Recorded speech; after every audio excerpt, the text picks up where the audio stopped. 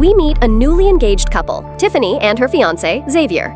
Early on, Tiffany strikes a deal with him. If he wants to have a bachelor party, he has to invite her father, Brian. Xavier, however, does everything except follow through on that promise.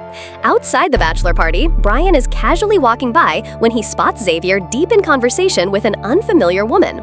Shocked, Brian fetches his own father, and together they confront Xavier. Caught off guard and unable to explain himself, Xavier is soon joined by Tiffany and the rest of the family. The tension spikes when Tiffany's grandmother, Madea, drops a bombshell. Tiffany's own mother has been using her as part of a scheme to get money.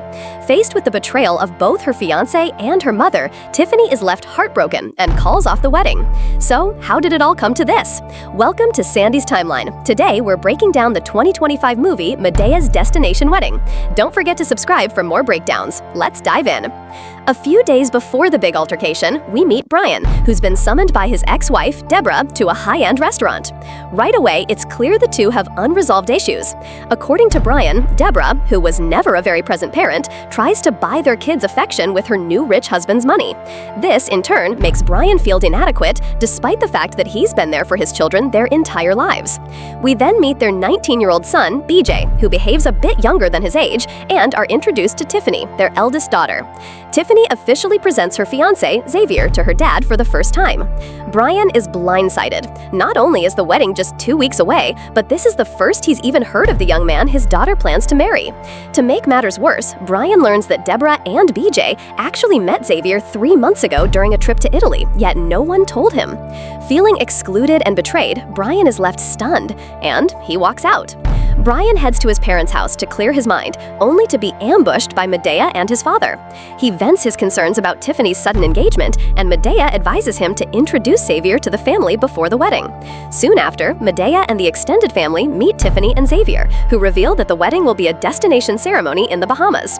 By tradition, the father of the bride covers the wedding expenses, but Deborah steps in, offering to help. Brian, however, knows her well enough to realize she'd never let him forget it. Letting his pride take the wheel, he insists on paying for everything himself, covering all the family's passport applications, plane tickets, and accommodations. It's a generous gesture, but one that's bound to cost him a fortune. With everything set, the entire family heads to the Bahamas, and, as usual, chaos follows. The drama kicks off on the flight when they discover they're in economy seats instead of first class, while Deborah and the kids arrive in style on a private jet. Things get even wilder during a bout of heavy turbulence when Mr. Brown, in a fit of panic, defecates himself. Upon arriving at the resort, the receptionist informs them that Brian only booked 2 junior suites. Cue another round of family outrage. Just in time, Deborah appears and once again offers to help. Brian, refusing to accept her generosity, ends up booking 7 separate rooms himself, sending the expenses through the roof. Brian remains wary of Xavier, viewing him as immature, and can't understand why Tiffany would rush into marrying someone the family barely knows. To ease his doubts, he asks a friend at work to investigate Xavier, but the search turns up nothing suspicious. Meanwhile, Madea, who has never been fond of Deborah, grows increasingly suspicious of her. Deborah has been unusually nice to Madea, which raises red flags. Soon, Madea learns that Deborah personally chose Tiffany's wedding dress, failed to invite Tiffany's friends, and constantly boasts about her wealth. Even more concerning, whenever Tiffany is asked about why she's rushing into marriage, Deborah interrupts her, almost as if she's determined to push the wedding forward at all costs.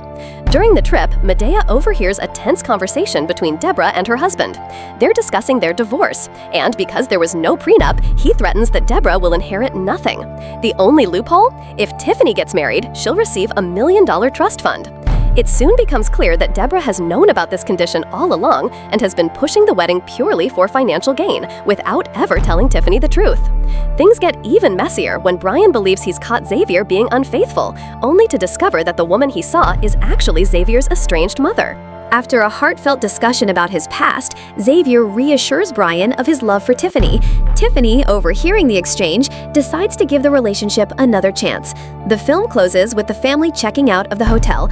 Brian is handed what looks like a book, but it's actually the itemized bill. Between his father's reckless gambling, Medea's lavish spending, and his son and Mr. Brown splurging on a yacht, the total is astronomical. Brian takes one look, faints, and the credits roll. From surprise fiancés to million-dollar trust funds, we've seen it all. If you enjoyed this breakdown, don't forget to hit that like button, subscribe, and turn on notifications so you never miss another deep dive. Drop your thoughts in the comments. Would you have called off the wedding or given Xavier another chance? Until next time, like, comment, and subscribe Sandy's Timeline. Signing off.